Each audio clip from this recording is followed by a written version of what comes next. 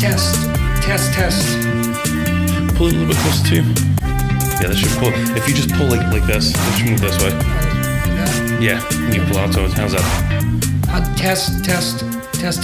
Perfect. All right, good. I probably should have checked the microphones beforehand. That's all right. You know, I actually did. I had Brianna do it. She was in the middle of a workout. I said, "Can you come up here?" I made it sound like it was so important. What is it? I made it sound like something's wrong. I said, "Can you just?" I didn't want to go under the desk. I said, "Can you just say test in that mic?" I effing hate you. I'm like, "No, you don't. I love you. Thank you." All right, folks. This is probably one of the most. Oh, God, I can fit my whole head in frame. This is probably one of the most anticipated podcasts right now. Solely because of everything that's going on in the state of Rhode Island. And so Chas Calenda is back. Say hi, Chas.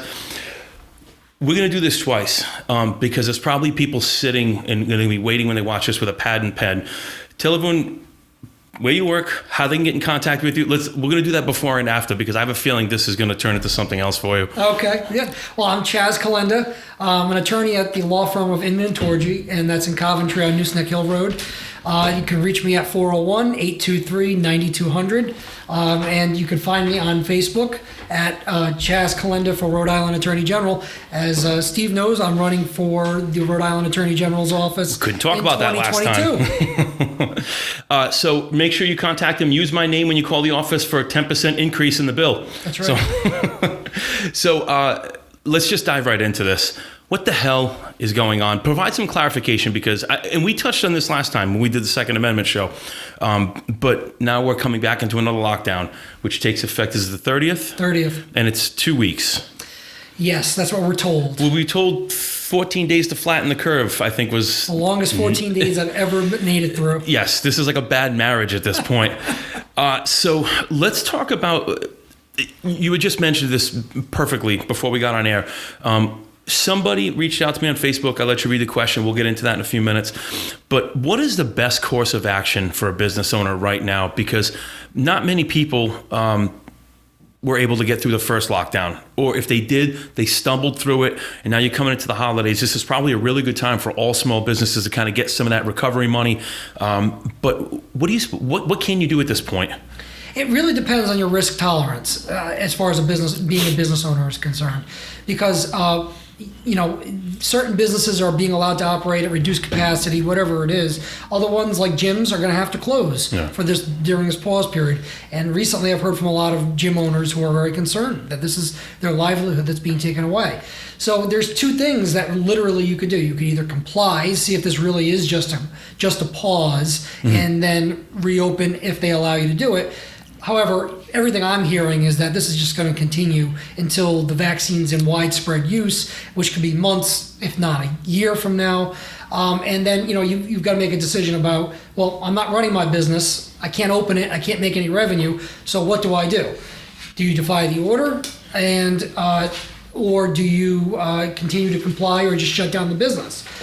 I can't make that decision for a business owner. What I tell them is if you're going to defy the order, what's going to happen is you're going to have the Department of Business Regulation, the Department of Health. They're going to issue you cease and desist orders. They're going to issue you compliance orders to tell you you need to come into compliance with these executive orders and the regulations that have been put in place since COVID's been in place. And if you refuse to do so, they can levy fines, they can suspend your license to operate your business, they can revoke your license. But once they do that, now you've gained legal standing to be able to challenge not only their decision, but in my opinion, the underlying authority for the governor's ability to issue these orders. And last time we got together, you had brought some paperwork with you, and I had written it down, obviously, in the notebook that I left in the other room. But I do remember it was Article 20. Was it Article 29? No. Well, we were talking about, I think, the governor's authority, the authority of the governor to issue. Correct. She cites several different statutes on. And there is no question there are some statutes under Rhode Island law that give the governor some emergency authority. It's mostly to suspend regulatory provisions of state law. So deadlines, it's filing deadlines for certain things. Okay. Though that's basically a lot of it. Now, what she is, attempted to assert is this widespread police authority because she's declared this emergency takes place, and is essentially using one of the statutes which says her executive order, she has the authority to issue these executive orders, and her executive order whatever they are, they don't say what they could be, but whatever they are, or they have the force of law. My opinion on that is an unlawful delegation of legislative authority to the executive branch. The governor is the chief of the executive branch. The legislature is the legislative branch.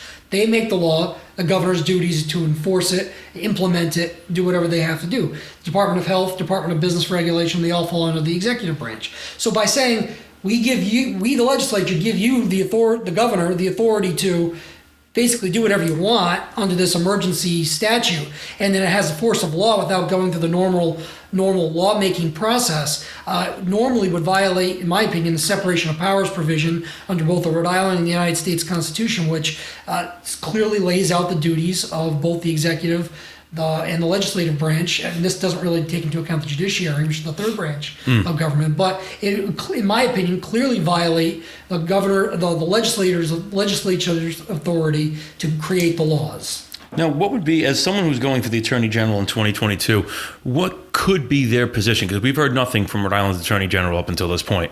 Literally nothing. And you've been very vocal about that. Right. What could be done coming from their office, and what do you think should be done coming from their office? So here's what could be done. The Rhode Island Attorney General, unlike on the federal system where the Attorney General is appointed and serves at the pleasure of the President of the United States, in Rhode Island, the Attorney General is an independent constitutional office which is elected by general election throughout the state.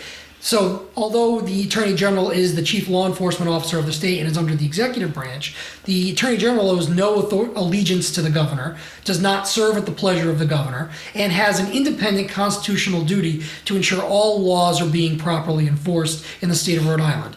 The Attorney General should be independently looking at the orders that are being issued by the governor and filing appropriate actions in the appropriate courts to ensure that state law is being enforced and not being abused. I think this probably goes without saying, but why do you think he's been mum's the word up until this point? They're all on the same team. Yeah. As we all know, Steve, and this shouldn't be a political point, but it's just a point of reality. The governor, the Attorney General, every statewide office in this state is held by a Democrat. Mm-hmm. The General Assembly has a supermajority Democrat, supermajority. So essentially, they control everything. The Republicans in the state almost cease to exist. Yeah. They have a few members in the General Assembly. They have some local towns and authority, some local town positions, state reps or something like that. Yeah, there's a few of that, and even on the local level, some town councils. They may be in charge of some towns, but it is basically a one-party state. There are no checks and balances. The Attorney General in the state of Rhode Island has the ability to be a check and balance, regardless of their political position, against this one-party rule. Is there perhaps a way that we as tax-paying citizens of the state could poke, prod, perhaps provoke him to take a little more of a hands-on approach, or is this just basically we're just subjected to sitting back and just letting all this happen? I mean, the only thing that he's accountable to at this point are the voters. Yeah. And he's up for re-election in 2022. Remember that. Peter Nerona is up for re-election in 2022 for a second term. Now, if you all remember back in 2018 when he won the Attorney General's office, he really didn't even have an opponent. He walked right in It's true. to the Attorney General's office. There was no Republican on the ticket. There was a person from the Compassionate Party that was on there, which, quite frankly, he was being prosecuted for a felony offense at the time of his candidacy. So Shocking. He had no real opponent. So I'm here not to be a placeholder, not to lose, not to be, make everything look good. I'm really here because I'm concerned that there are no checks and balances. But certainly it looks and it feels that way. And it just seems that, I think we all agreed on some level with this the first time around because COVID was very new. It was very different. There was a lot of, I don't want to say misinformation, but we didn't know a lot about it. So We were all very apprehensive about everything. I had no problem wearing the mask.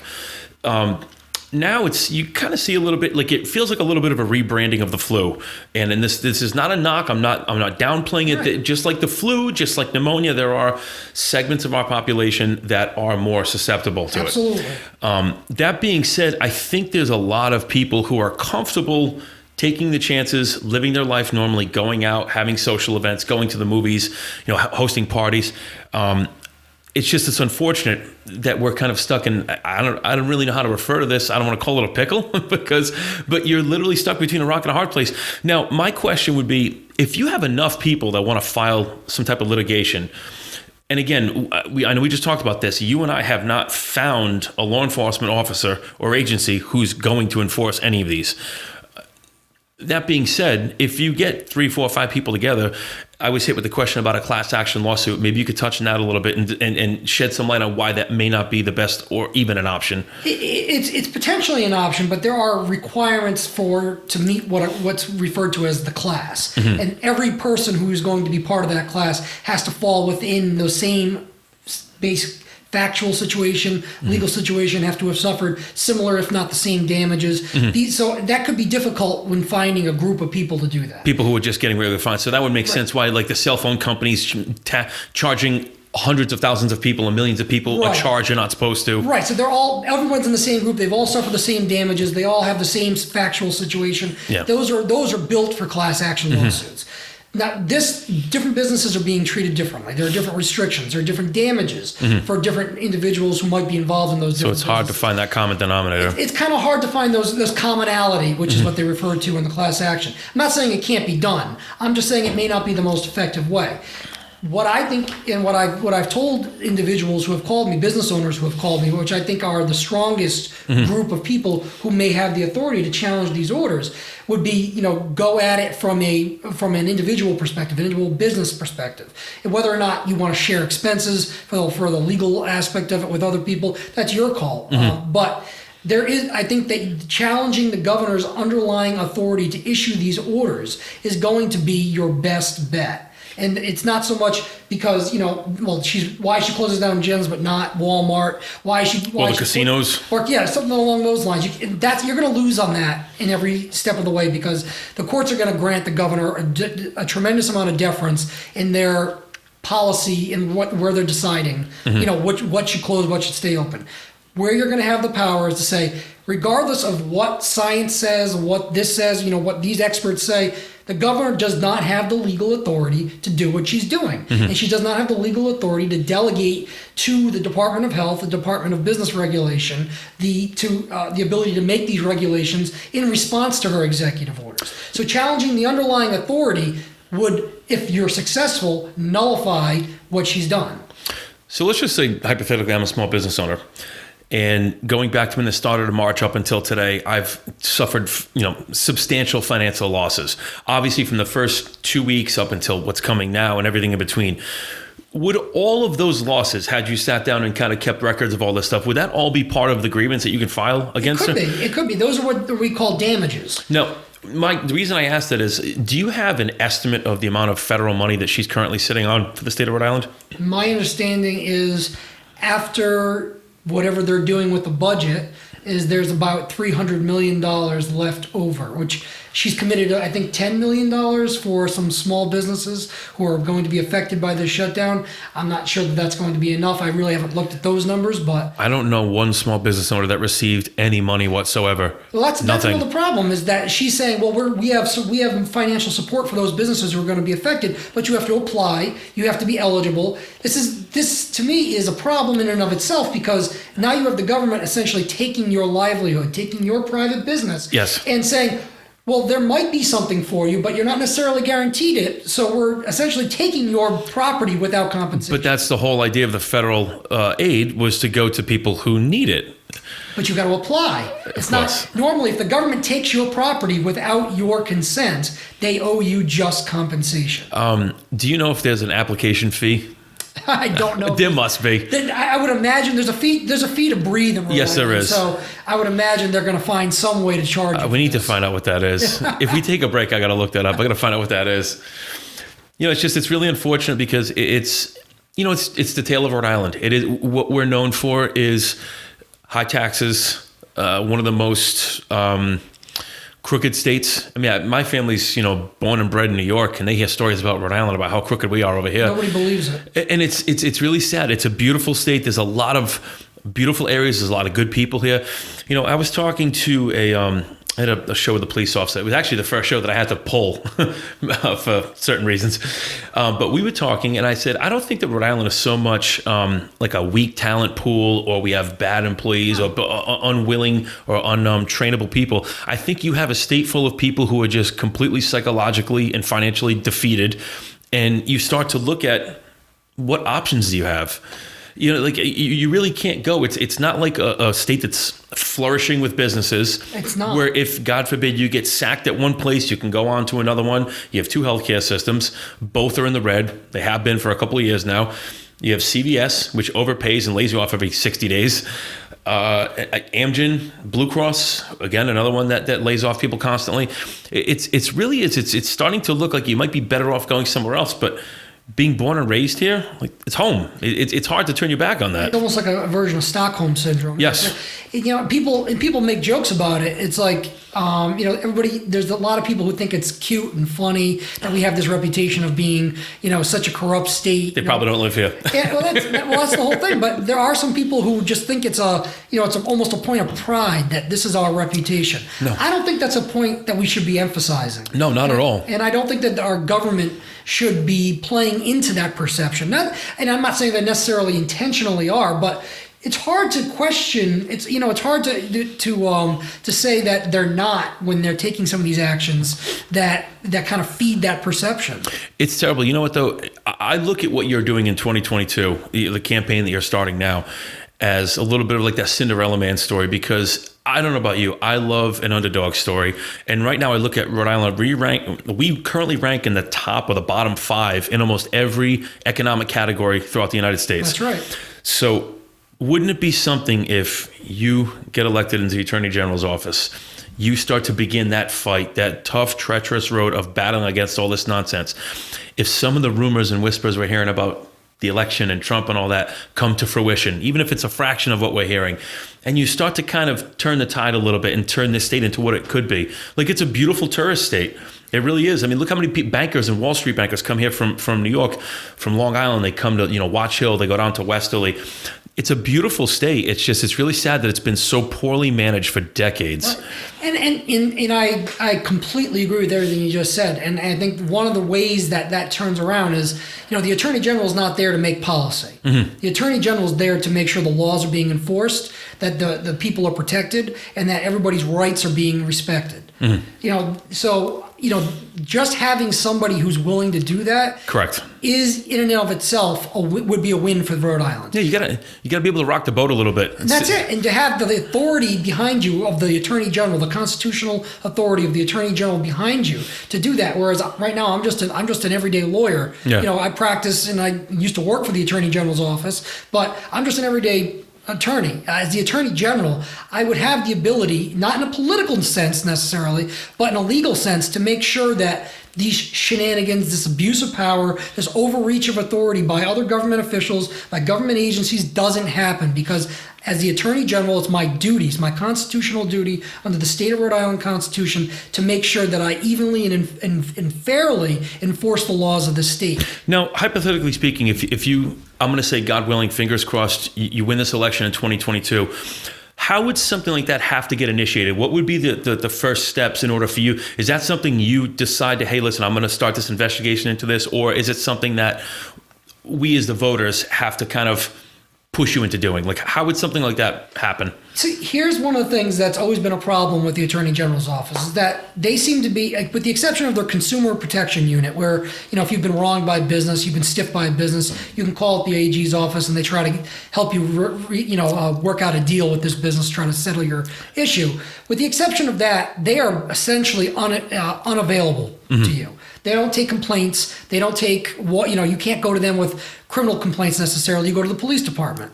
So if you have a criminal situation, civil situations, they have they do have investigative ability. Mm-hmm. They just very rarely use it. They use the state agencies to investigate for them.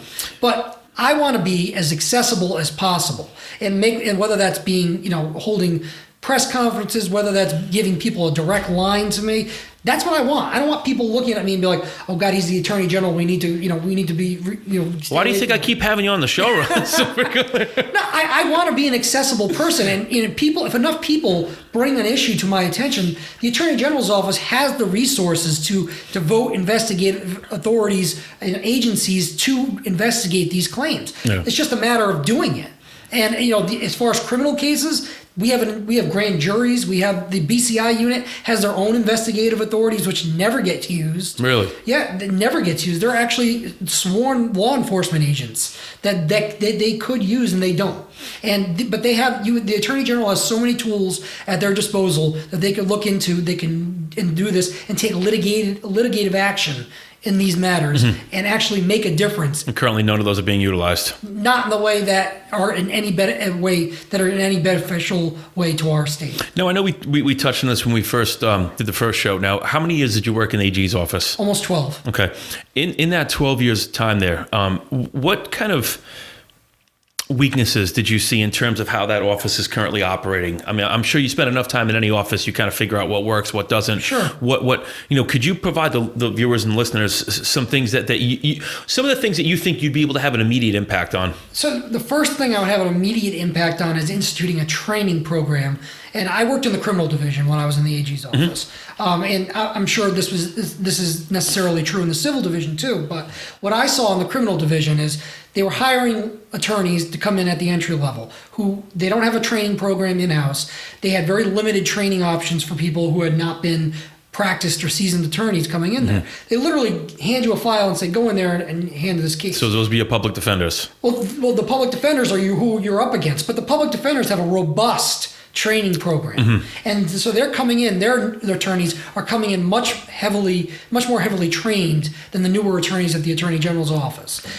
First of all, that's what I would change. I would want people to be involved in it. I would institute a mandatory training program for anybody who's going to be an attorney in that office. That would be the most important thing for me.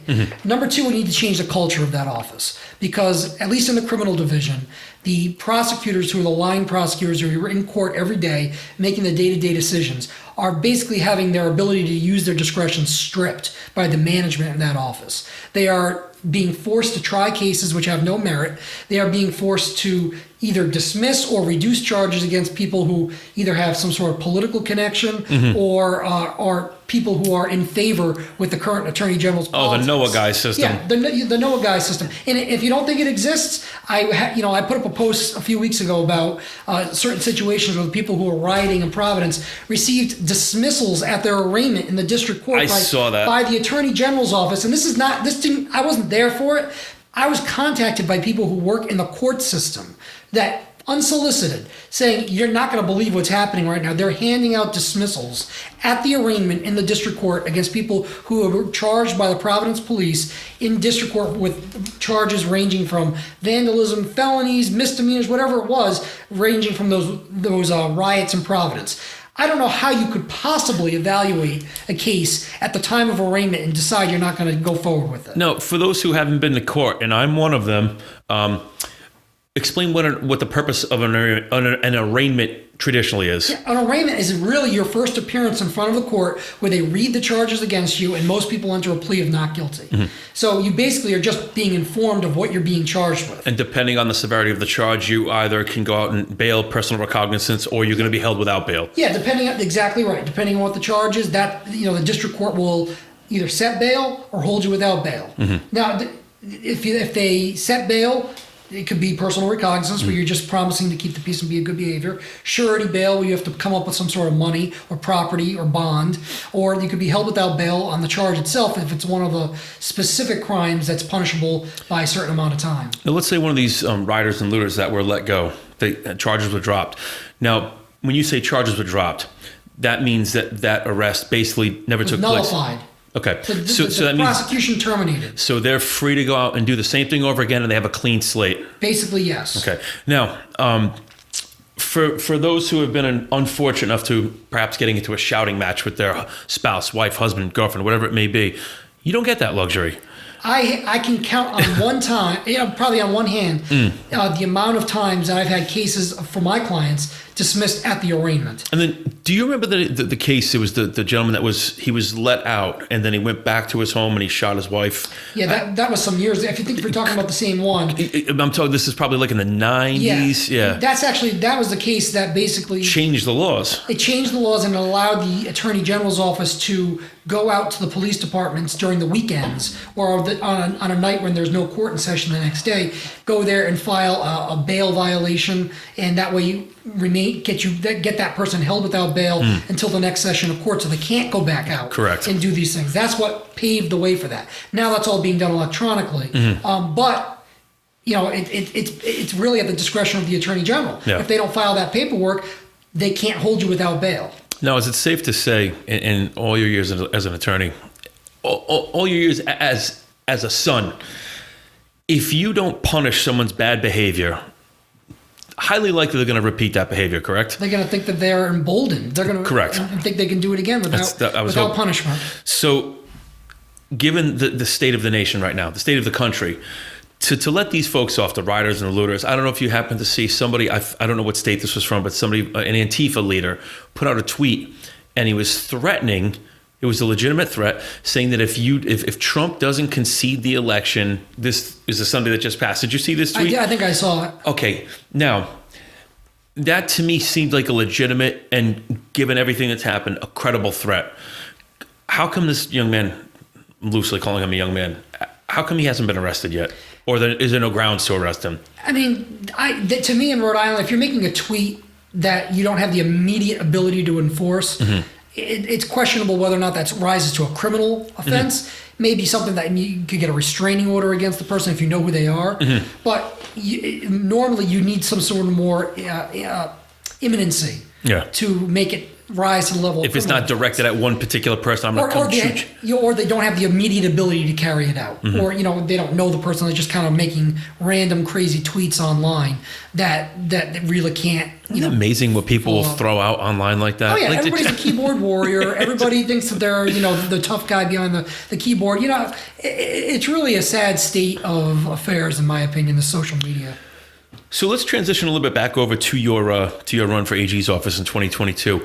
I think we get a pretty good picture now of what prompted you to want to go. Obviously, you see some of the deficiencies going on in the office. You're in a position right now. You're obviously a very young, very intelligent, very eager individual. And I think that's more of what this state needs, is you kind of talk to me a little bit about moving out the old guard, Democrat or Republican.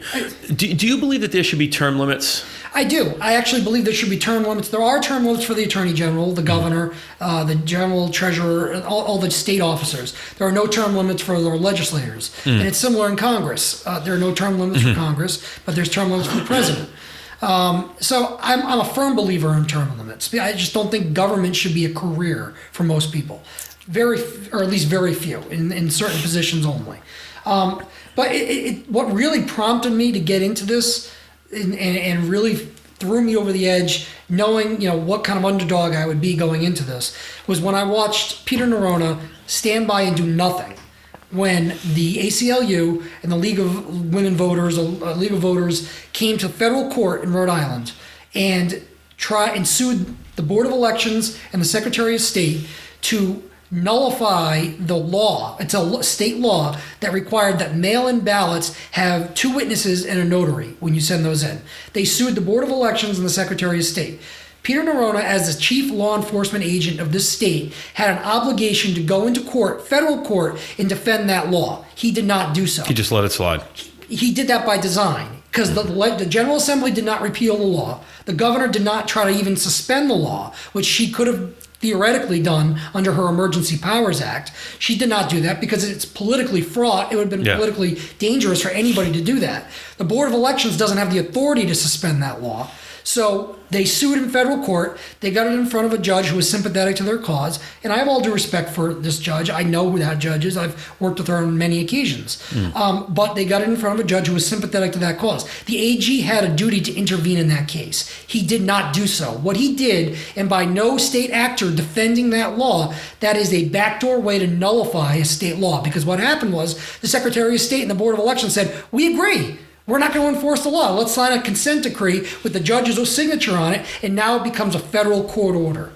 And the reason why the United States Supreme Court did not review that federal court order was because they specifically cited in their denial of petition for writ of certiorari is that no state officer came to the defense of that law. That is unethical, in my opinion, and that is absolutely a dereliction of the duty of the Attorney General, since he is the chief law enforcement officer of the state. And we saw what that did. Oh, yeah. We saw what that did. Yeah. And I hate I hate that I'm going to say this right now, but it just goes hand in hand with everything else in this state. It seems to be just like status quo. It is what it is. Nobody seems to care. But, it's funny, when I look back at the night of the election, if you look town, by city and so forth, it doesn't look like the Democrats did very well, but magically they just seem to win. The Democrats every 2 years, every 4 years, they just seem to just kind of fall back into place. I think my hope is that what you're doing is beginning a movement where more and more and more young men and women like yourself who have brilliant minds and great ideas and want to see this state become something actually start to put your foot down and really make some noise in the state. It's just... Because at this point, if we continue down this path, what was Einstein's definition of insanity? Repeat the same actions over and over again and expect different results. You get to the point where Brianna and I have got to the point where we've just thrown our hands up, say, let's just sell the house, go to a red state, move along. But I'm 50-50. Would I like to do that, just to experience something else? Yeah, but my whole life is here. My childhood is here. My family is here. It's hard to walk away from that. But at what point do you decide it's just easy to just walk away? A lot of people are making that decision. I mean, I think that I was at that point at one point in my career. It was a few years ago before I joined Inman and Torgey. Mm-hmm. I took the Florida bar exam because I just saying, what do I want to stick around in this state for? It seems like it's a lost cause. People like me are not welcome here. Just because of what my political views have always been. Mm-hmm. And again, I don't want to make this political because this really shouldn't be a political No, it issue. shouldn't. It's about the law. Yeah, this is about the law. And I'm a member of the Florida bar. I passed the bar exam. I'm licensed to practice law in Florida if I want to do so.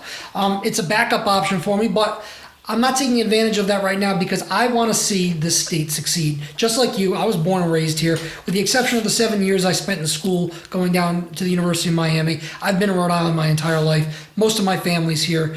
I would say that, I want to see the state succeed. Of course. And I want to see people expressing their displeasure with being ruled by people who really don't have their best interest at heart. No.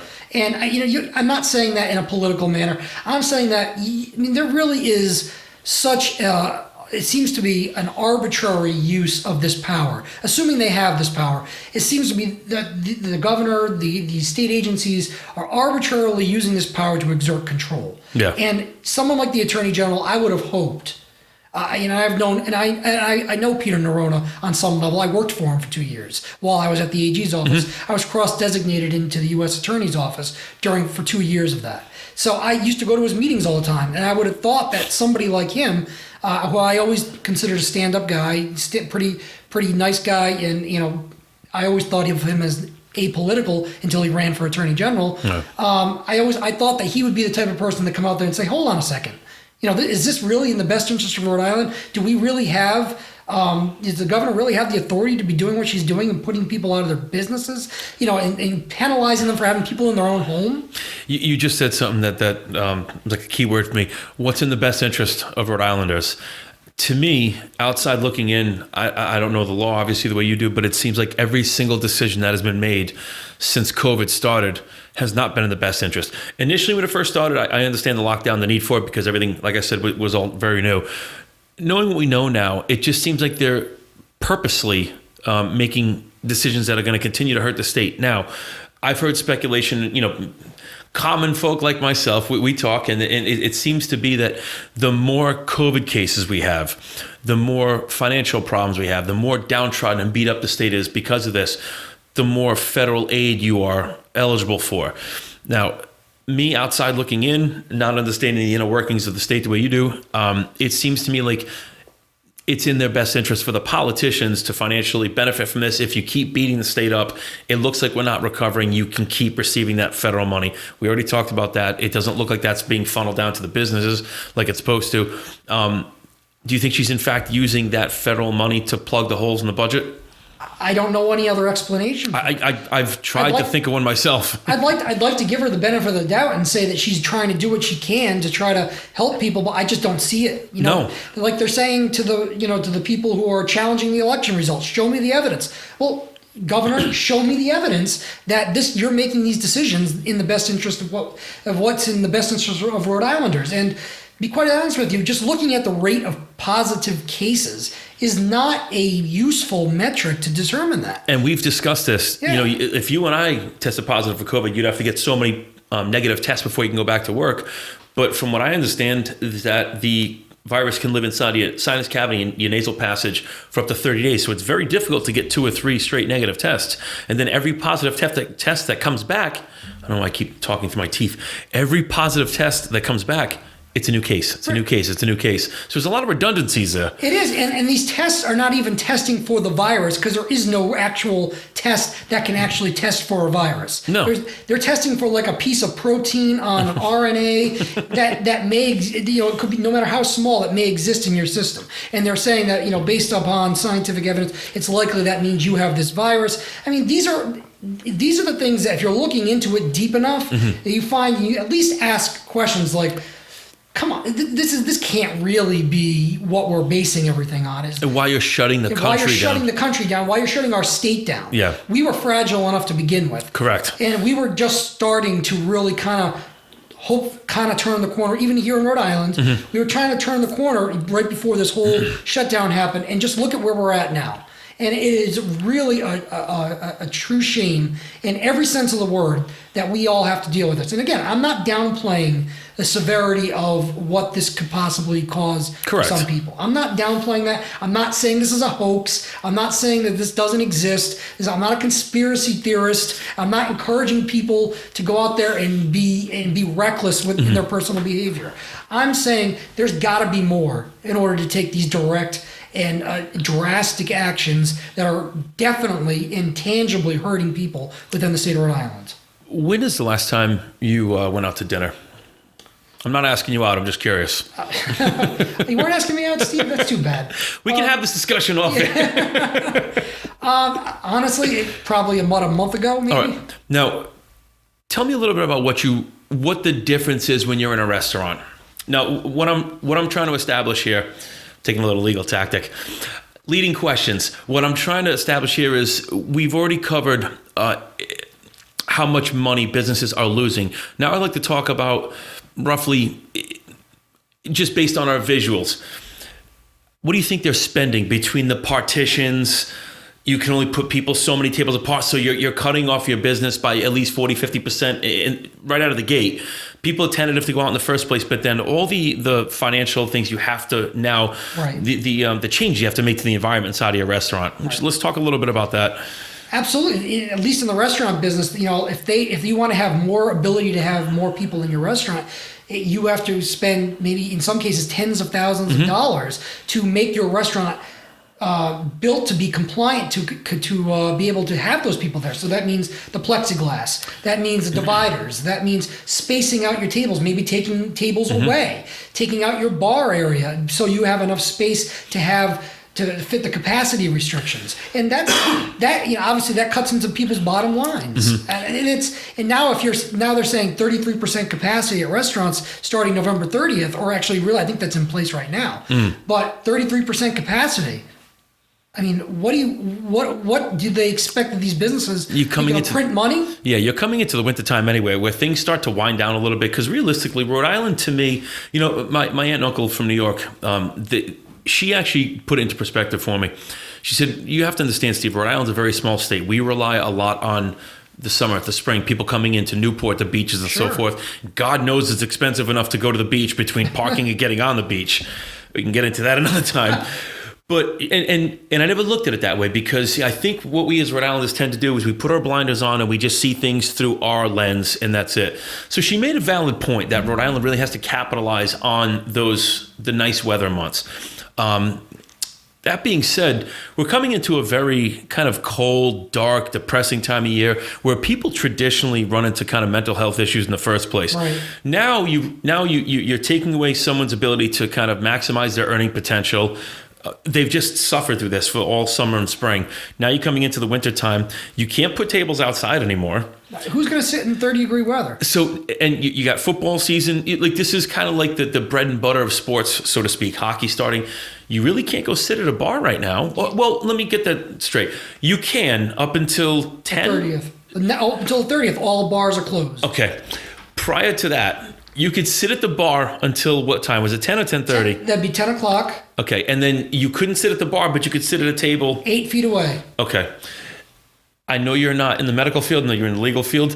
Can you make heads or tails of that decision whatsoever? That makes absolutely no sense to my brain. And Thank you. Again, I'm not a doctor. I come from a family of doctors. But Your father's, by the way, plug your dad's business right now. Dr. Charles Calenda is an eye surgeon on Tollgate Road, 404 Tollgate Road, Calenda Eye Care.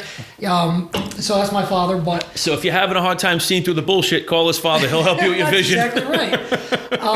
But I'm not a doctor. But if this virus is so potent and virulent that it is, that they tell us is that you have to move. You're safe. I can't even wrap my head It's around hard it. because then you're probably getting bombarded like I am with jokes. Like you can't take shut it up. serious. You can't say something like that. You're too smart for this sentence. You can sit at that bar until 10 o'clock. You are perfectly safe. As long as you're otherwise socially distanced, you get the partitions up between the seats. You can sit at that bar until 10 o'clock and you're perfectly safe. You don't even have to be wearing a mask while you're sipping your beer or whatever it is your drink of choice. 10:01, that has now become dangerous. Mm-hmm. That has now become unacceptably dangerous to the point where you need to move 8 feet away to that table, but you can continue sipping your drink at that. Correct. Or maybe they need to give you a new glass because that glass that was on the bar is now exposed to the virus. Who's handing you your drinks, by the way, or your meals if you're sitting in a bar? I would imagine the waiters and waitresses. Okay. Are they wearing gloves? I don't see them wearing gloves. I see them wearing masks. We're lucky if bartenders wear underwear, let alone gloves. Okay, I'm not going to stretch my luck here. All right. So it's, to me, it's very clear that, again, the point I was trying to make is that a lot of what they're pushing upon the business owners is not only strangling them in terms of earning capacity or capabilities, but now you're forcing them to put out more money. Now, I had a conversation a couple of months ago with a local business owner in Cranston who was telling me the amount of money that I believe it was $10,000 or $12,000 between the partitions and everything they had to do, signage, things like that. Now, that's not like, hey, state of Rhode Island, we're telling you have to do this. Here's the means to do it. No, it's a business loan you apply for. So you have to. So not only you're losing money, you're probably currently paying on the loan, your lease to open the business. Mm-hmm. Now here's another loan on top of that to cut into your bottom line and your earning potential to put up all these precautions. The state loan is going to be taxable, so you're going to have to pay that back, or some portion of it to taxes at some point. The federal one that you got earlier in the year, which was passed by Congress, that could be no tax. Are you talking about the $1,200 I've been surviving on since April? No, I'm not. Well, that one maybe too, but the ones for businesses that was offered, I think there was the PPP loan. Those were, I think those you don't even have to pay back if you fall out or something. I think you're right. See, Brianna and I have it down to, I've been cutting packets of ramen into eight cubes per packet, and I get one ration every 8 hours. I mean, you got to cut back. I mean, at this point, I'm losing weight. It's a good diet. You can't go to a gym. No, so I'm glad we quit the gym. When this whole thing started, we froze it, and then going back to beginning of October, we just canceled it because as this got closer to the election, I just had a strong feeling that what's currently happening with the election was going to happen. I didn't see this coming to an end, so we just canceled it altogether. I built a little gym downstairs. You haven't talked to you in a bit, so I've never hurt myself in a gym. I tore my pec 3 weeks ago working out in my basement. I've never been hurt in a gym. I'm finally I'm not showing off for anybody. It's just me and my wife. Nope. Tore my pec like a moron. Unbelievable. Yeah, I know. Well, they threw me out of curves. I had no choice. So I want to get your thoughts on the status and the legality of forcing a vaccine on people. That's a big thing. Now, again, you get a lot of our news right now from Facebook, and I'm a troll. And what I'll do is, like, a week leading up to a show, I will troll the hell out of people on Facebook, typically on the topic that we're going to discuss on the show. I'm such a Facebook dirtbag, but I love it. So, but I keep seeing the vaccine that Trump's going to have the military go door to door, like all this nonsense. Do you have any input or any insight to provide on that? And B, hypothetically speaking, can they in fact force the vaccine on people in terms of banning travel and so forth? My understanding, and I haven't read this case in a long time, but my understanding is there is some federal case law that can make you be forced to take certain vaccines in the public health emergencies. Don't know how good that's going to be in today's Supreme Court. I think you've got a radically different makeup of today's Supreme Court than you did back in the early 1900s when I think that other case was decided. So my opinion on this is, if you want to take the vaccine, take the vaccine. If you don't want to take it, don't take it. Here's the problem where they're going to get people who don't want to take it. They're going to tell you, you can't do business with us. You can't send your kids to school if they're not vaccinated. They already do this in certain ways. And you basically be a member of society unless you're going to take this vaccine. That's where I have a problem. Because I think I'm personally, myself, I think everybody should have a choice in how they run their lives. Correct. As long as you're not putting other people at risk. Your actions aren't hindering somebody else's. You're not putting other people in danger. You're not taking something away from somebody else. I think if you are a competent person, that you should have the ability to make a decision about your own body for yourself. Isn't that what we've been told for all these years? My body, my choice. I believe that. Yeah. I believe that. I may not necessarily believe in an abortion, but I believe you have a chance. I think most people should be able to make the choice for themselves that what I want to do with my body is my business. I don't have a problem. If you want to get an abortion, you go do it. Yeah. You want to get a vaccine, you go do it. You want to, name it. It doesn't bother me. Just don't put my life in danger. Correct. Don't put somebody else's life in danger. So it's like people who sit there and say, I want to smoke weed. I really don't care. Yeah. Don't get behind a car and drive. Yeah, if stay you're home. high. Stay home and smoke up. Knock yourself out. Yes, you see more and more of this. And I think the problem we have now is social media is dramatizing everything, where virtually every news report, everything that comes out, whether it's Fox, CNN, it doesn't make a difference who. It's almost like watching and listening to an episode of The Real Housewives of Atlanta. Like everything is just drama. Oh my God, it doesn't end. And here's the problem I have with the news. One of the problems I have with the news. It's not necessarily about being right anymore. Walter Cronkite used to sit down and a family would sit in front of the television, watch him straight-faced, boring as all hell, just give you the news. It was up to you to decide how you wanted to receive and interpret that. Now it's all emotion-based. Like everything is basically, they're trying to tell you how you should think, how you should feel, how you should react. And if you don't, there's something wrong with you. Correct. That's the follow-up. Yes, thank you. You took the words out of my mouth. You're chastised if you don't see things the way the masses do. And this is really kind of, it seems like where we're at in society right now. Like we have this machine being, whether it's the news, social media, the government, whatever it is. I mean, politicians are guilty of it. Inciting this aggravation and violence between one another. I don't know. That's how politicians survive. And that's why I don't want to be a politician. Yeah. Even though all the attorneys general in the past have been politicians, I don't want to be a politician. I want to do the job as it was intended to do. I think, in my opinion, one of the biggest issues that people have with Donald Trump is because he's so far from the norm in terms of what a political person should be, a president should be, how he speaks, his behaviors, the Twitter account and so forth. I think it's so far from the norm that we're just not used to it. But I will say, because I didn't vote in 2016, I will say that what he was able to do with the economy, the way he was able to broker some of these peace deals, a couple of Nobel Peace Prizes, it seems as though he's making the point that you don't need to be a politician to run this country effectively. I think you do it better if you're not a politician. And you're not beholden to the special interests. Yeah, and he doesn't talk to lobbyists. And again, I'm not trying to... I guess I don't really want to go down the path, but given what's going on right now, it's kind of hard to stay away from it. But that's also why I hope everyone contributes to your campaign. Everyone kind of heeds your warnings, listens to what you're saying, and takes this to heart, because you're not like everyone else. Bobby Nardolillo, I had him on the show a few times. Bobby was great. I mean, not just because he married me. He's not quite as charismatic, as good looking as me, but he's an all right guy. You can be, Steve. It's very difficult. I am the prettiest guy in my house. But that being said, you guys have a different way about you. The way you view things. Like you not once have you ever wanted to go down the road of politics, but yet everyone, including myself, up until hearing about the inner workings of the Attorney General's office, you just think it's another political position. And you just think that everything that somebody in that position, everything you'd be responsible for in all your actions would represent that of the Democratic Party. That's kind of the mindset in the state of Rhode Island.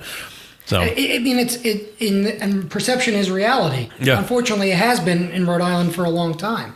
And I would have a big problem if the Republicans had complete control over everything, because I don't agree with everything the Republicans do. Yeah. And here, when there's no checks and balances, when there are no checks and balances and nobody holding people accountable, politicians will take advantage to as far as they can until somebody finally stands up and says, "I've had enough." Somebody with the ability to do something about it.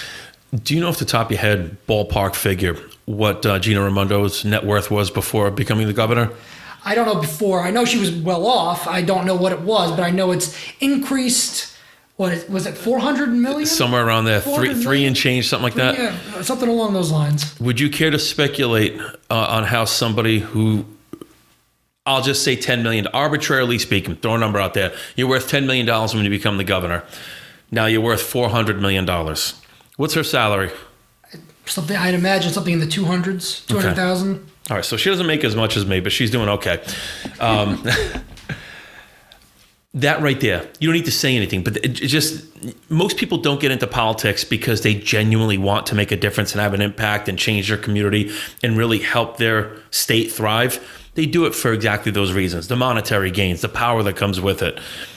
It's exactly right. And they do it for, a lot of people do it for the wrong reasons. Correct. And I think, you see it, I mean, it's not just Rhode Island. You can't just say Rhode Island's guilty of it. You look at it on the federal level. Look at it on the federal level. Look at some of these people, and some of them who I probably support have been in politics way too long. And they did it for the wrong reasons because maybe I'm just naive. I'm 39 years old, Steve. I've never been a politician in my life. I don't know how you create wealth in this to the tune of $300-something million while you're a governor, a general treasurer of the state of Rhode Island. I don't know how you do that on that salary that you're earning. Correct. Just like I don't know how Joe Biden was worth $400 million after 47 years as a senator and 8 years as a vice president. $20 says you can tell Joe Biden he's worth half of that and probably take the rest of him. He wouldn't remember what he did. 10 minutes later. Something missing from there. I mean, my opinion, just looking at it. All right, so I'm going to ask you just a few final questions. Now, if there were a few key positions, aside from Attorney General, come 2022, that you think people should really focus on, because I'm guilty of this, so I'm not going to lump anybody else in this category. We tend to focus on the primary things. Sure. President, Governor, Mayor Elorza, who's already, I think there's been whispers that he may run for governor, which would be a, how do you say shit show in Spanish? Shit show? Shit show. Are there a few other key positions that you think could be critical in 2022 that folks like myself should really pay attention to on who might be on the ballot? Secretary of State. Mm-hmm. If you're worried about voter integrity, voting integrity, Secretary of State. People who get appointed to the Board of Elections. Mm-hmm. These are positions that kind of fly under the radar. Mm-hmm. Most people don't ever have to worry about getting involved with these. No, they look at like the towns, like you hear Fung, yes. Langevin, like the regular names. Yeah, but that's fine. Fung, Langevin, whatever it is. But you got to look. I mean, Rhode Island's going to lose a congressional seat according to the recent census data. So either Jim Langevin or David Cicilline is not going to be representing Rhode Island anymore. Beautiful. That means. By fact, Rhode Island will only have 3 electoral votes as opposed to 4 come the next presidential election. So that's going to be interesting. But these are people who are representing us on the federal level. Mm-hmm. But as far as the state level, a lot of policy gets made at the local level, and a lot of people, unless there's something crazy going on in your town, just don't even bother showing up. I lived up until recently. I lived in Coventry. And you'd be lucky if 1,500 people voted in a town referendum when they were voting on your budget. Mm-hmm. You'd be lucky if you got that number. Well, and people don't pay attention. Yeah, you see the pictures on the local news when they have these town hall meetings and the budget meetings. You see sparse people. You'll see a room that can hold a couple hundred people. You see 25, 30 people there, maybe. I was on the fire district board, one of the fire district boards in Coventry. Oh God, that was a big to do in Coventry. In 2008, it was 2018. I joined the Coventry Fire Board. I was elected. And the district had been in the red for years.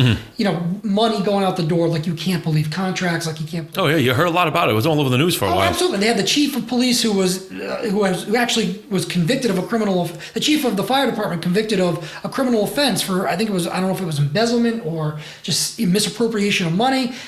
6 in one, half dozen of the other. Exactly. But when we took over, when I was part of a group that took over that board, we brought that district back into the black, and that district is thriving now. And they are actually lowering taxes. Really? I give them credit. I'm not on that board anymore. I don't live in Coventry, but I give them credit. They worked hard, and I was part of the team that negotiated the new collective bargaining agreement with the firefighter union, and it was something that was done in a professional manner. It was done cordially, and it was done that both sides got something that they needed and they wanted. And I give them a great amount of credit, the Coventry Fire District.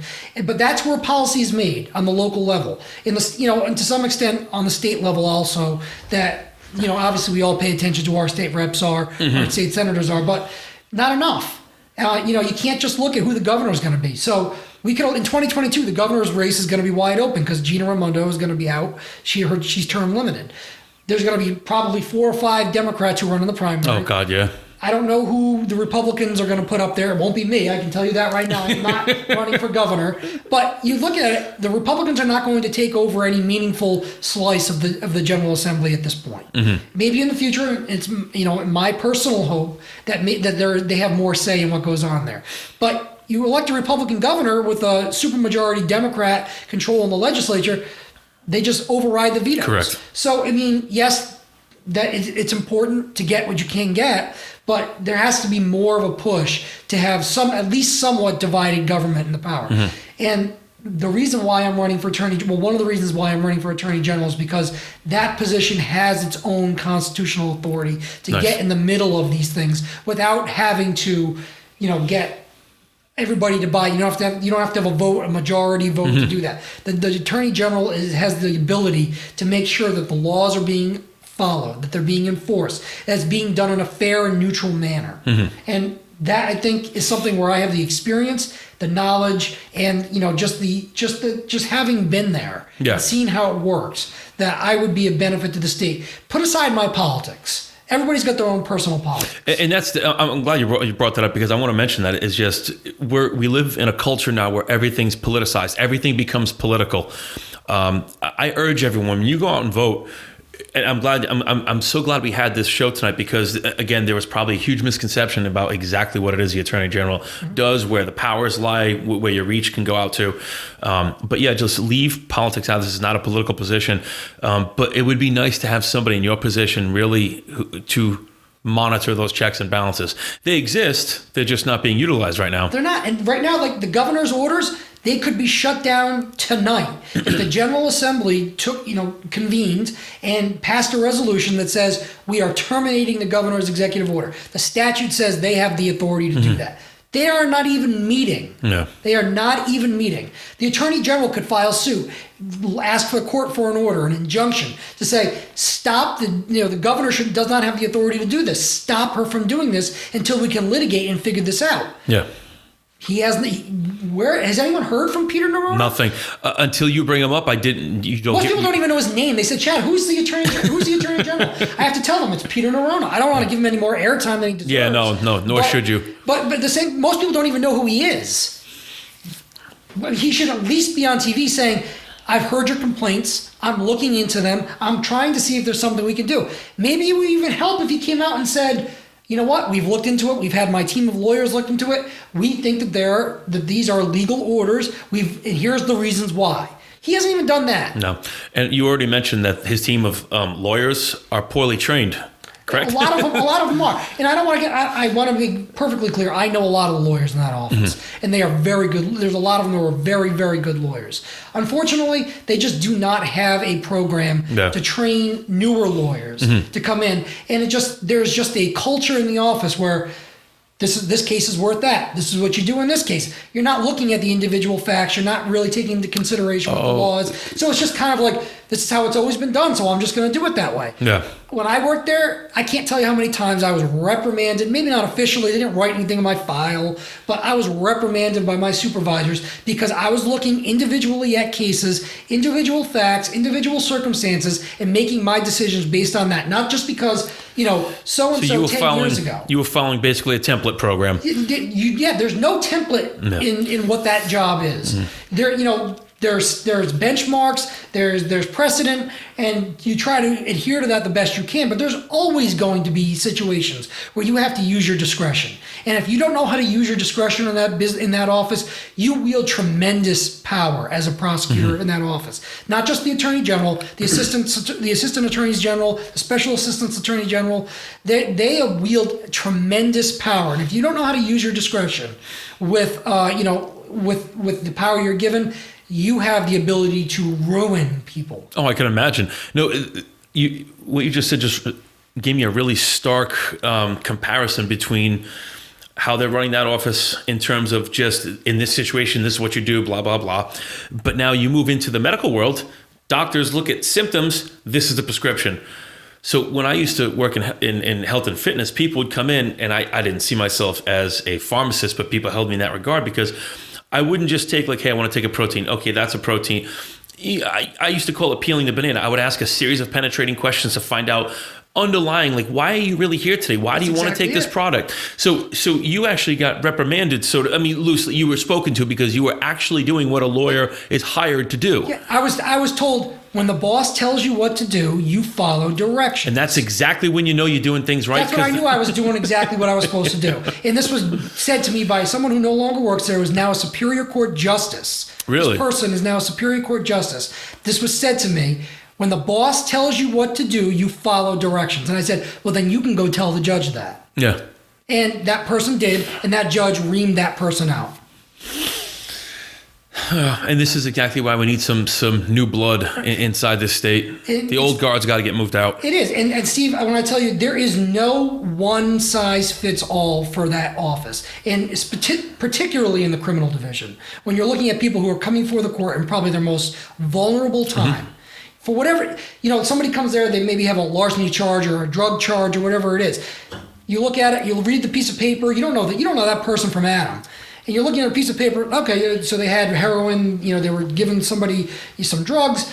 This is what the statute says that you can give them. Here's my recommendation, blah, blah, blah. You don't know maybe that person's had some mental health issues. You don't know that person maybe has just gone through a traumatic time in their life. You don't know the person has had other issues in their life, which has brought them to that court or but contributed to why they're there that day. And if you don't ask those questions, like you talked about peeling back the banana, looking beyond just what a police report says, then you're never going to find that out. You're just going to say, all right, possession of heroin, we usually offer 18 months probation. That's a felony. That's what we're offering. Don't like it, take it to trial. When I bought these cameras and the setup and everything, these batteries are supposed to last 90 minutes. We're an hour and 3 minutes in, and one of the batteries already died. You want to guess where they're made? Let's see. Maybe, would it be Wuhan? Yeah. It's not Tennessee, we'll put it that way. Okay. So I want to go back into what we first started with in terms of the small business owners, because I'm sure, do you have an estimate of how many calls you've taken at your office, people asking about this whole lockdown thing? I'd say I get about 5 a day. Yeah. And that doesn't count the messages I'm getting on Facebook. And I apologize to some of you who I can't respond to all the time on Facebook. They're coming in at incredible clips, and I'm in court a lot of the day. But, if you send me a message or you call my office, I will get back to you eventually. 1 second. Okay. I can't see because the light is right behind us. I can't see if the record button's on. I think my eyes are going. What was that eye doctor you said you knew? Dr. Charles Calenda, 404 Tollgate Road in Warwick.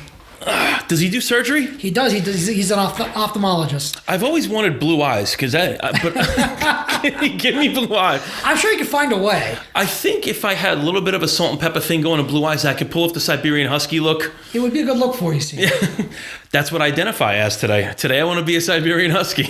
Identify whatever you need to identify as. So when these people are calling your office, and again, a lot of these calls are probably emotionally driven because we're all very reactionary.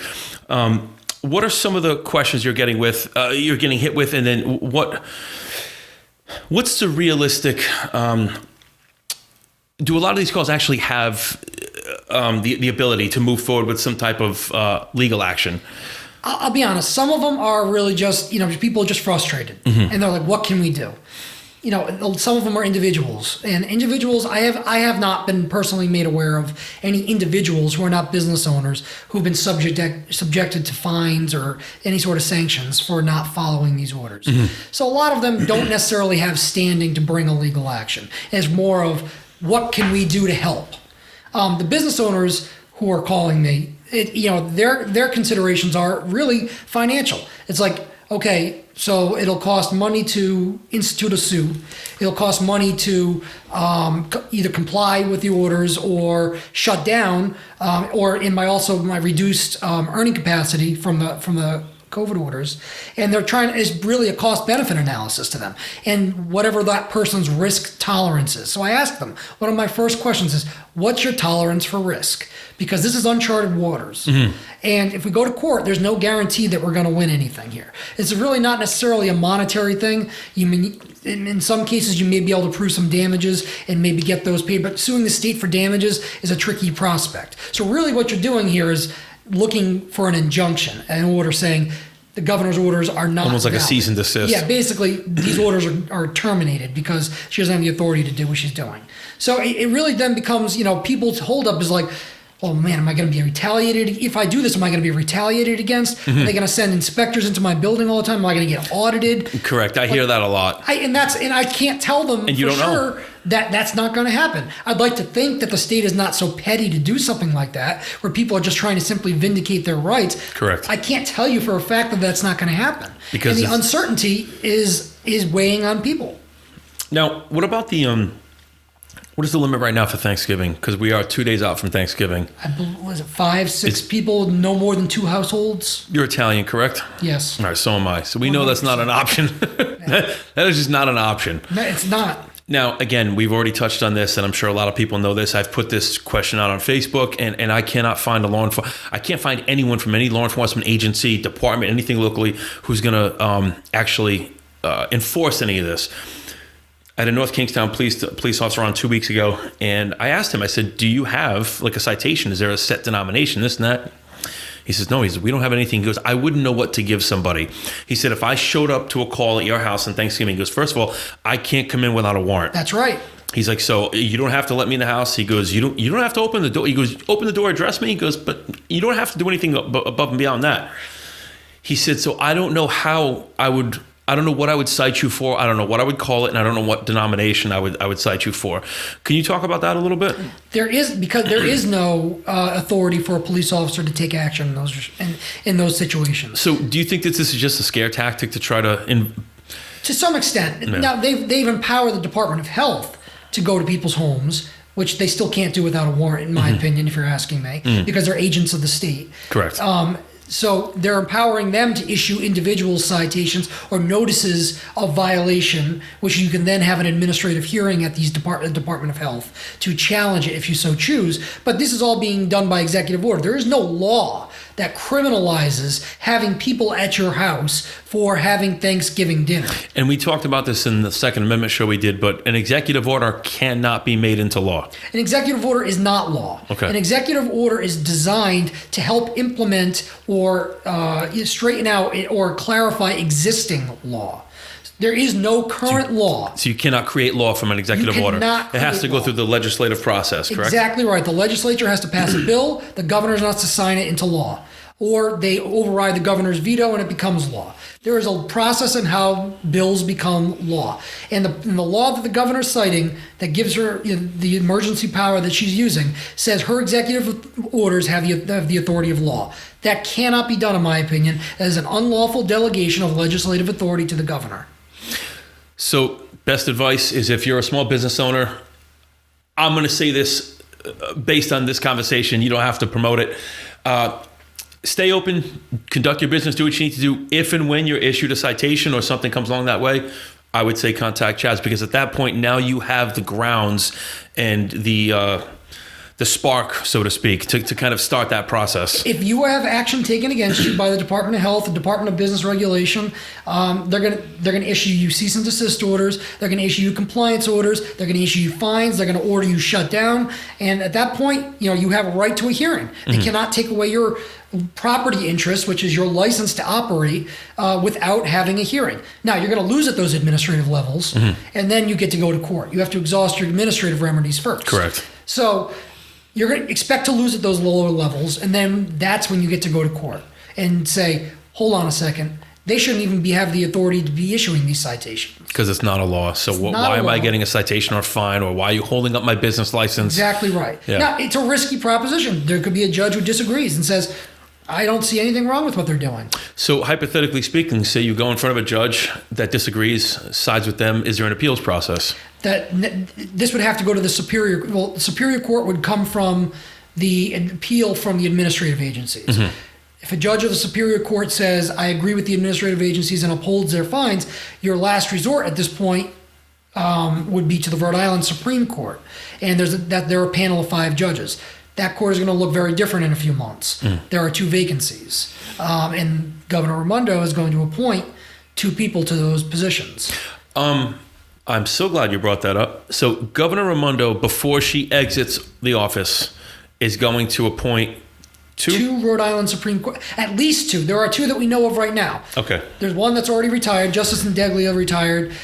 Justice Flaherty is retiring as of December 31st. Well, so this is, I guess, 2 years, a year before she comes out of office, correct? She will leave office on January of 2023.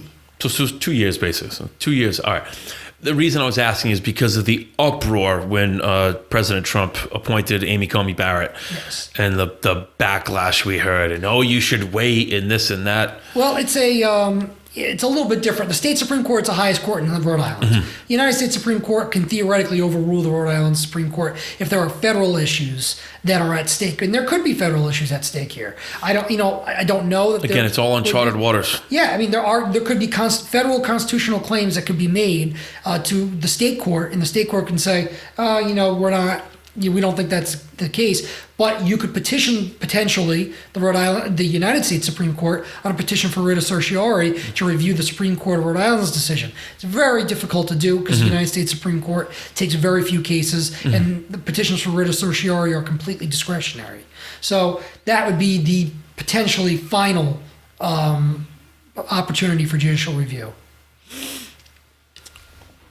My God, man. It's defeating. Doesn't it sound defeating? To sit back and listen and to try to absorb it and think, and then middle class mindset, the first thing you think of is how much is this going to cost? Exactly. And it's listen, we're all scratching nickels together at this point as it is in this state. Whether or not we all want to admit it, if you're driving a BMW, you probably live in check to check like the rest of us. Yeah. But the fact of the matter is it's quite an undertaking to even begin to think about. And then if you're not... it could be very confusing to go through this process. The legal jargon, as someone who's been through the process, it's scary, it's overwhelming, it's intimidating. But that's why I really enjoy talking to you. I enjoy talking to Mark Torgi. You guys are very much, you're at that level where you give me confidence that it's possible. You have soft eyes. You give me confidence that it's possible, but it's also, you make things very easy to retain, to absorb, and to kind of help systematically put together in your mind. It's a very scary proposition, but I do applaud the fact that you make it very honest. you said this prior in the first time we met. If you ever meet a lawyer that tells you he guarantees to win a case, run as far away as you can. Run. There should be no lawyer who's guaranteeing you any sort of result. I would never guarantee any sort of result on this. And I'm realistic with my clients and potential clients about what the possible outcomes are. And a lot of that is what scares people, is because I'm honest with you. I'm not going to sit there and say, you got a slam dunk case, we're going to win this thing. And, take your money and then come out and the judge is like, nope, sorry. Yeah. And then they're looking at you like, well, you told me I had a slam dunk case. I'm not doing that. I'm not, I'll tell people, listen, if you're insistent on hiring me, I'm going to be honest with you and I'm going to tell you the truth. But you got to understand, this is the possibility. This is a realistic possibility, or this is an unrealistic possibility. And if you still want to hire me after that, I'll be your biggest advocate. But you just got to understand what you're getting yourself into.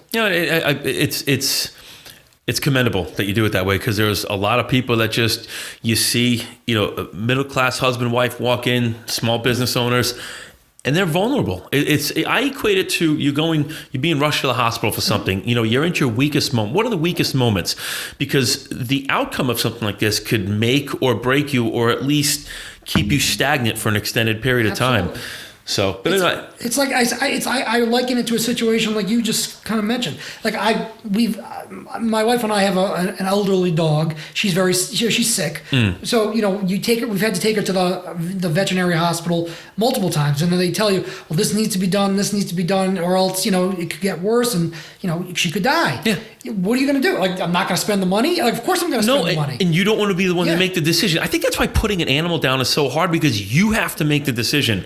Yeah, and it's like I could not live with myself if you didn't try. If people came to me in their vulnerable state, and I said, sure, I'll represent you, and didn't tell them a realistic outcome or realistic range of outcomes, and be brutally honest with them about their case. I could not live with myself, take their money, and then just go about my business and, we lost, sorry about that. Yeah. I couldn't do that. No, I think it's the right mindset, because being a small state, word does travel fast.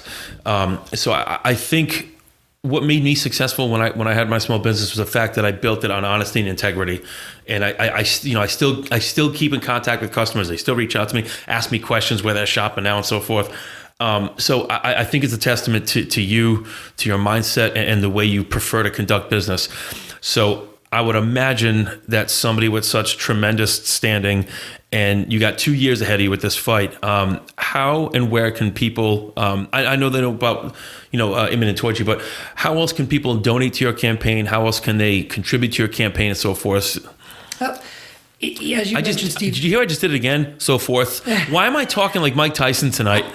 That's all right. Mike Tyson. Isn't he fighting on the 28th? I heard something. He's boxing Roy Jones Jr. on the 28th.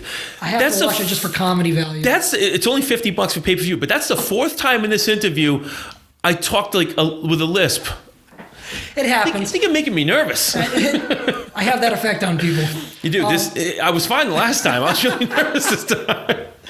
No, but seriously, I am going to be an underdog in this, because I am up against the machine. And that machine has been in power in the state for decades. Mm-hmm. So I need, every year there's maximum contribution limits. It's per person $1,000, has to be personal funds. So 2020 is a year for me. 2021, everything resets. So this year, people are like, it's still 2 years away. No, this year it's very important that I'm able to bank as much in contributions and donations as possible. And you can do that at my website. It's Chas4AG, and that's CHAS4AG.com.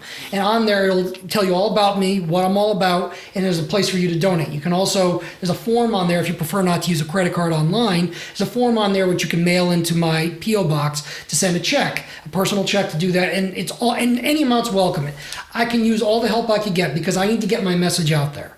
And again, it's Chas4AG, CHAS4 AG.com. So I'll put that link on Facebook, Instagram. I'll put it on the YouTube channel. I'll put it everywhere. I might get it tattooed somewhere. And I'm on Facebook. I have a page specifically on Facebook, other than my personal page, that is dedicated to my campaign as well. And it's Chas Calenda for Rhode Island Attorney General. I'm also on Instagram and Twitter. So find me on there. I'm accessible. I want to answer your questions. I want to be out there. And once we have the ability to meet and greet and get in groups again, God willing that we're allowed to do so. Yeah.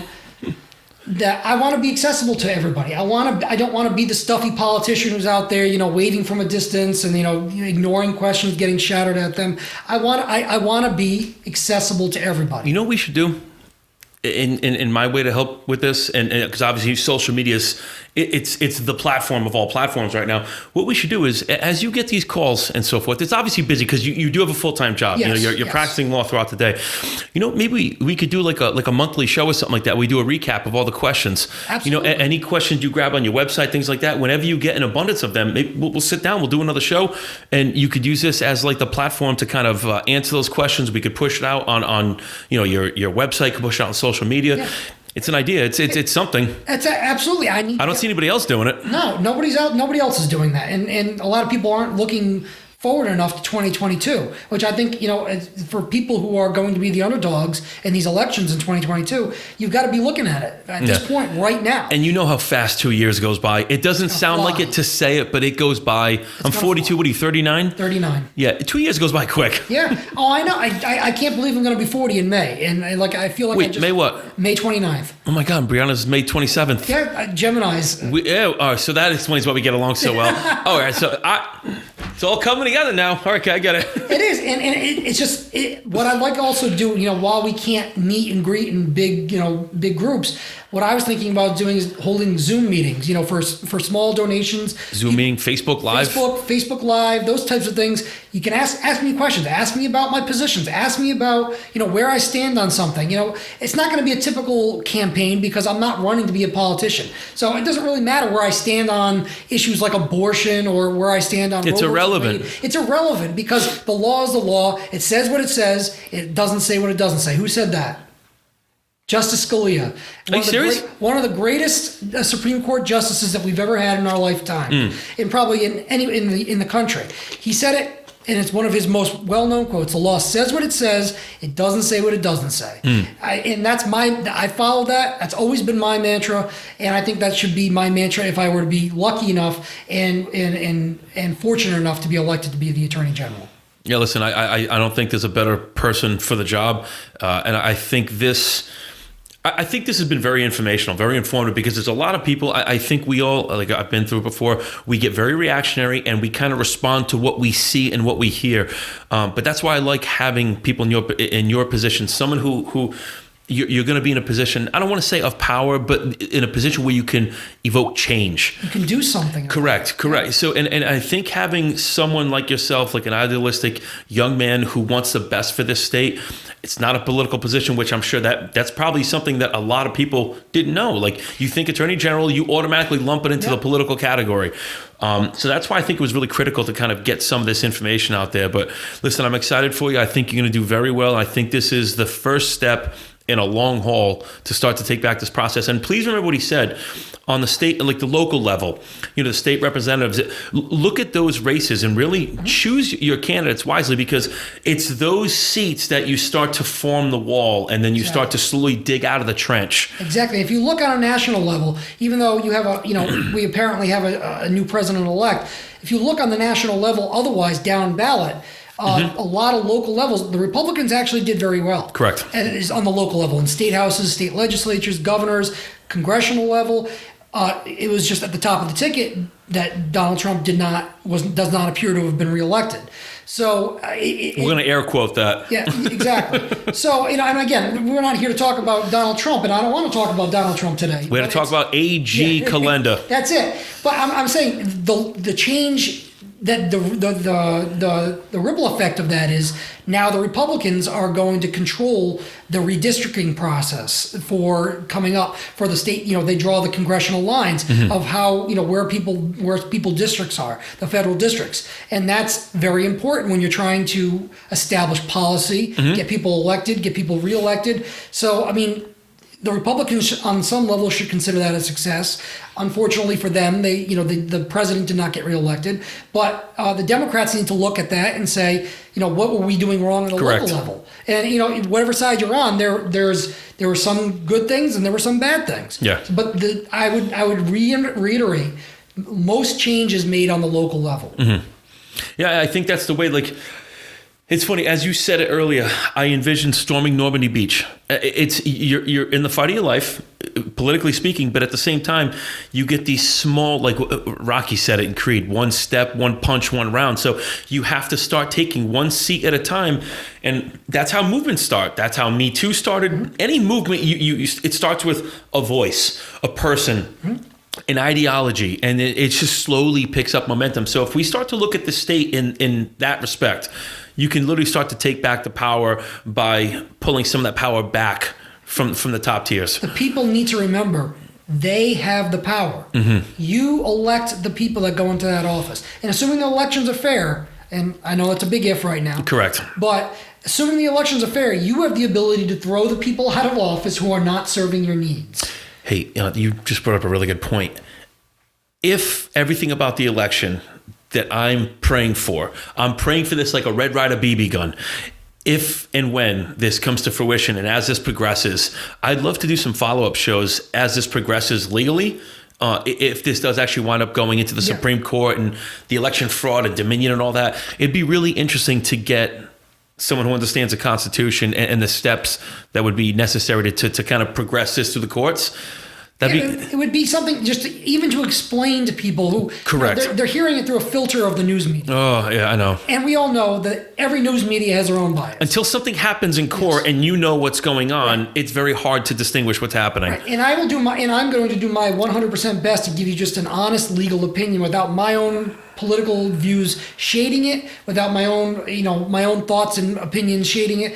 I can explain it perhaps to people who are looking at this and being like, well, what does that mean? Well, what comes next? Or what, are we done? Is there any chance left? Correct. I can explain in legal terms and then kind of break it down as to what that means, as to where we stand, what you can expect to see next, what you shouldn't expect to see, and what possibly you could see. And I think the cool thing about that is every one of those little, we could do like little 30-minute episodes. Every one of those you do is basically just adding to your resume for when you become the Attorney General. So you could start to really showcase your knowledge and what your craft, what your skill is by going, help educate us throughout this process. That's it. And I don't want to sound like I'm preaching, I'll preach for people. you. I don't want to sound like I'm lecturing people or I think I'm smarter than everybody else. I want people to understand. And unfortunately, not everybody does, and it's not because they're ignorant or stupid or anything like that. It's just because everybody's got their own everyday life. It's very hard to sit down to find the time to